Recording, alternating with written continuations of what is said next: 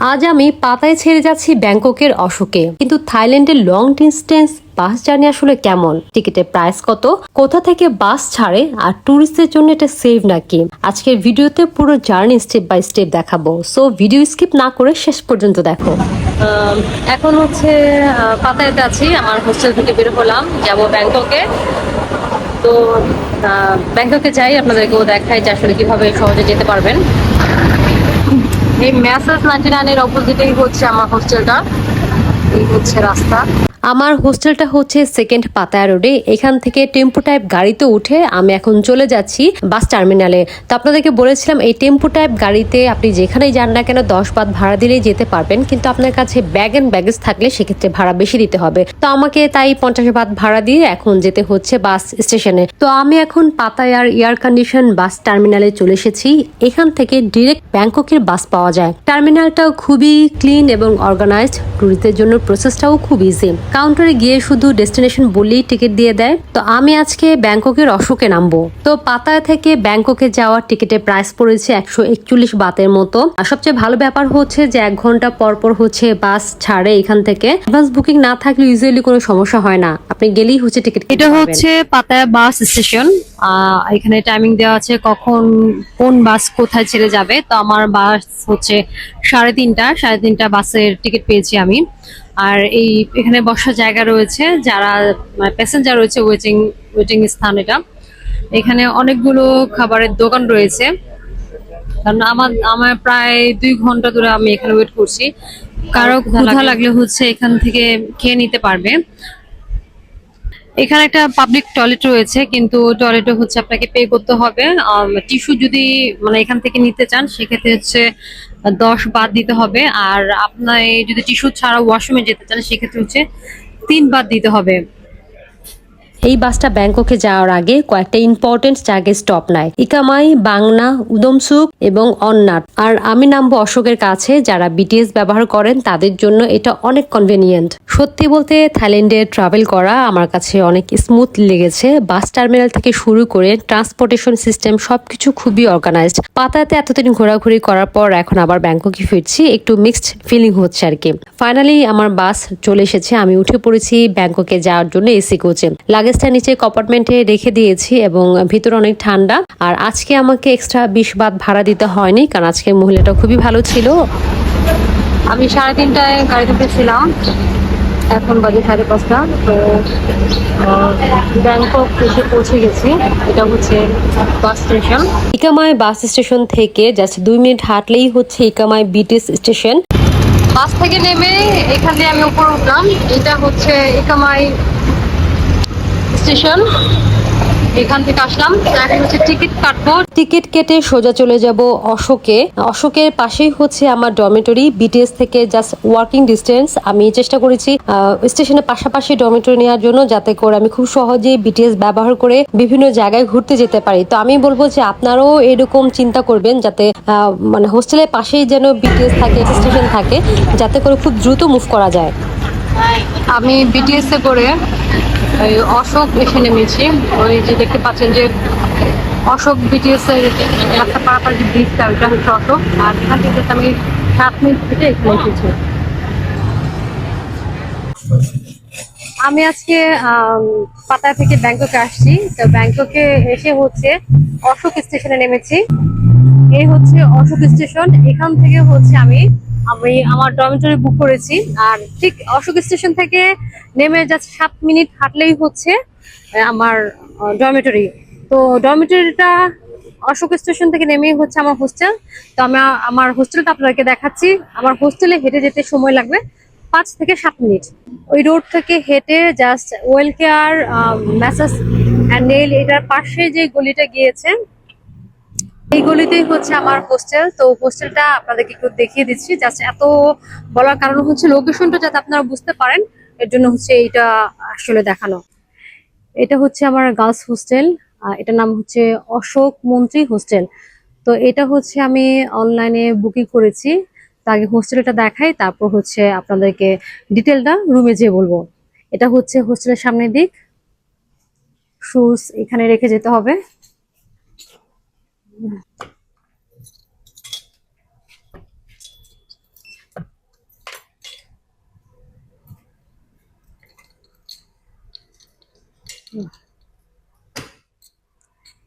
এই হচ্ছে হোস্টেলের সামনের দিকটা, আর এটা হচ্ছে হোস্টেলের ফ্রন্ট ডেস্ক। হোস্টেলটা সুন্দর, পরিষ্কার পরিচ্ছন্ন। এটা হচ্ছে ডাইনিং, এটা হচ্ছে কিচেন এরিয়া। ফ্রিজ আছে, ফ্রিজটা আমরা ইউজ করতে পারবো। আর এই যে ওভেন টোভেন সবই আছে। জাস্ট এখানে হচ্ছে প্লেট কাপ সবই রাখা আছে। ইউজ করার পর হচ্ছে এগুলো ধুয়ে রাখতে হয়।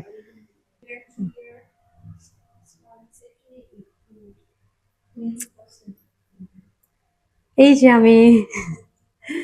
আচ্ছা, আমি আমি রুম পেয়েছি হচ্ছে 3 তলাতে। তো রুমটা গেলে আসলে আপনারা দেখতে পারবেন যে কিরকম রুম আমি নিয়েছি।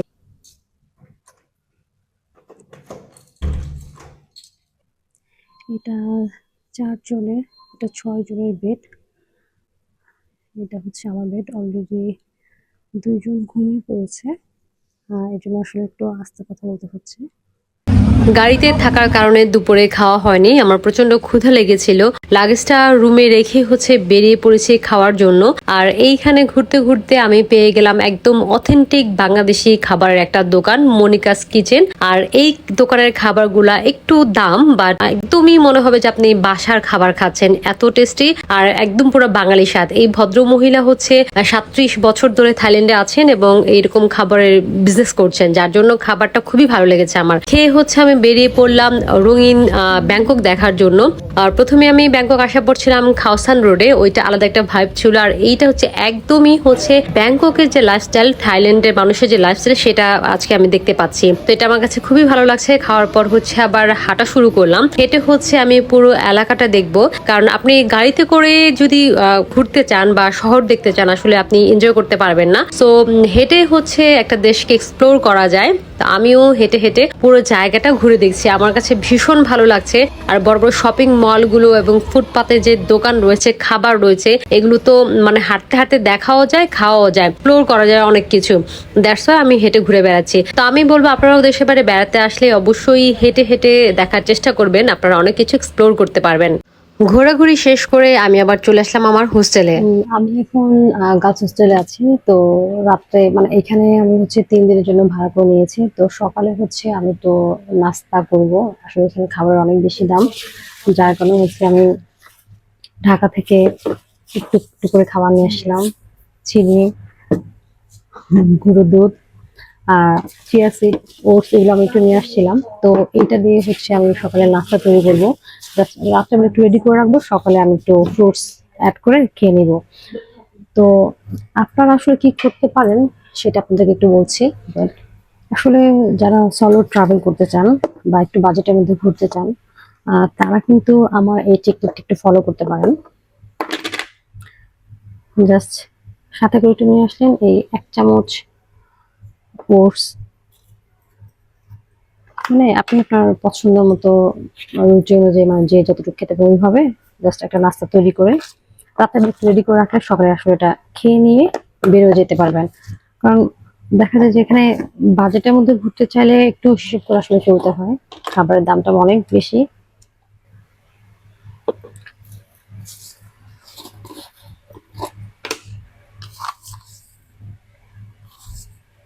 আমি অনেক বেশি চিনি খাই, আমি মিষ্টি খাই প্রচুর। তো এইটা নিয়ে আসলে কারো প্যারা খাওয়ার কিছু নাই। এই পাশে গরম পানি, ঠান্ডা পানি সবই রয়েছে। ব্যাক ক্যামেরাতে একটু দেখে, এইটাতে হচ্ছে এই গরম পানি, ঠান্ডা পানি সবই রয়েছে। তো এখান থেকে একটু পানি মিলিয়ে জাস্ট হয়ে যাচ্ছে আমার।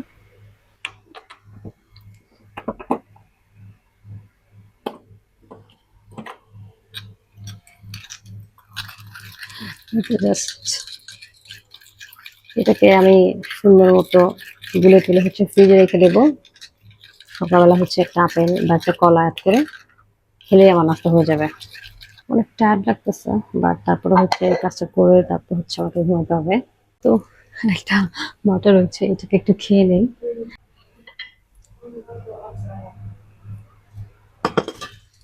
আসলে অনেক টায়ার্ড, আজকে সারাদিন অনেক জার্নি করা হয়েছে।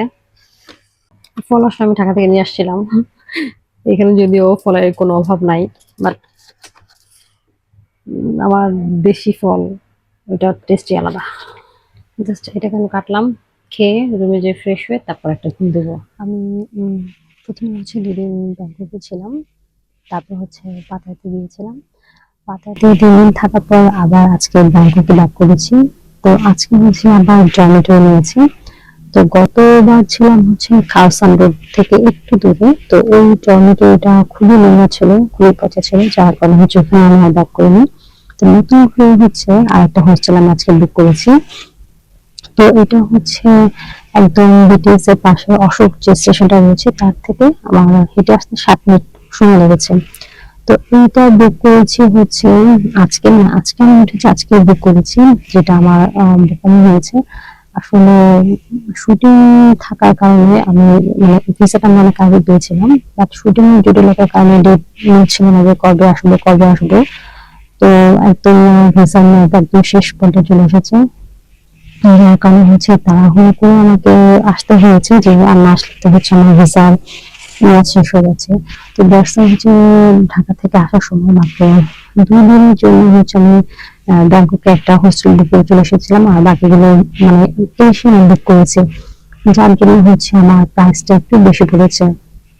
তো অবশ্যই যারা মানে বাজেটের মধ্যে ট্রাভেল করতে চান তারা অবশ্যই এটা হচ্ছে অ্যাটলিস্ট সপ্তাহখানেক আগে যদি বুক করে রাখেন, সেক্ষেত্রে প্রাইসটা মোটামুটি ভালোই কম পাবেন।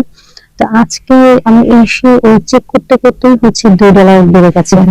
এখানে আজকে আমি রুমটা নিয়েছি 3 দিনের জন্য, আর 3 দিন আমার ভাড়া পড়েছে $36.65। তো 3 দিন এখানে থাকার পর হচ্ছে আমি বাংলাদেশে ব্যাক করবো। তো নিচে আপনাদেরকে দেখিয়েছি কিরকম পরিবেশ, হোস্টেলটা সুন্দর, পরিষ্কার পরিচ্ছন্ন, ক্লিন আছে। আর আমার এই রুমে হচ্ছে 6 জন থাকছে, আমার 6 জন মেয়ে। তো এই হোস্টেলটা আগে আমি আমার বেড আপনাদেরকে দেখাই। এই হোস্টেলের সবকিছু ঠিক আছে। এই হচ্ছে ওর একটা কুশন দিয়েছে, একটা পিলো দিয়েছে, আর এখানে চার্জারের পয়েন্ট রয়েছে। এই হচ্ছে বেড। জাস্ট আমার জিনিসপত্র সব ছড়ানো ছিটানো। আমি জাস্ট এসে হচ্ছে সবকিছু আমার লাগেজ থেকে বের করেছি, যার কারণে সবই হচ্ছে ছড়ানো ছিটানো রয়েছে। এই হোস্টেলে সবকিছু আমার বেশ পছন্দ হয়েছে, পরিষ্কার পরিচ্ছন্ন রয়েছে, এবং ওদের একটা ডাইনিং রয়েছে, সেটা আপনাদেরকে আমি অলরেডি দেখিয়েছি। সেই ডাইনিংটা আমরা ইউজ করতে পারবো যারা এই হোস্টেলে উঠেছি। এটা হচ্ছে ছেলে মেয়ে মিলানো ডরমিটরি, তবে ছেলেদের ফ্লোরটা আলাদা এবং মেয়েদের ফ্লোরটা আলাদা। ওদের ওয়াশরুম আলাদা, মেয়েদের ওয়াশরুম আলাদা, সেফ অ্যান্ড সিকিউর। এখানে সবচেয়ে মানে অসুবিধা যেটা আমার কাছে মনে হয়েছে যে এই প্রত্যেকটা বেডের পাশে হচ্ছে নাই, পর্দা নাই, মানে প্রাইভেসি বলতে কিছু নেই। আমি দেখতে পাচ্ছি যেখানে ওইখানে একজন শুয়ে আছে। আমি একটু আড়াল করার জন্য হচ্ছে এই টাওয়ালটা এখানে নিয়েছি। এই দেখতেই পাচ্ছেন, এইটা আমার কাছে মানে খুব পচা মনে হয়েছে, যে অ্যাটলিস্ট এই পর্দাটা থাকলে টেনে দিলেই আমি আমার মানে প্রাইভেসির জন্য চলে আসতাম। তো যাই হোক, এই বিষয়টা ছাড়া আর সবকিছু ঠিকঠাক, সুন্দর রয়েছে। এখন যেহেতু পর্দা নেই, একজন লাইট জ্বালালেই হচ্ছে যে আমার ঘুমটা ভেঙে যাবে, সেক্ষেত্রে আপনারা আমার মতো এরকম একটা আই মাস্ক ব্যবহার করতে পারেন।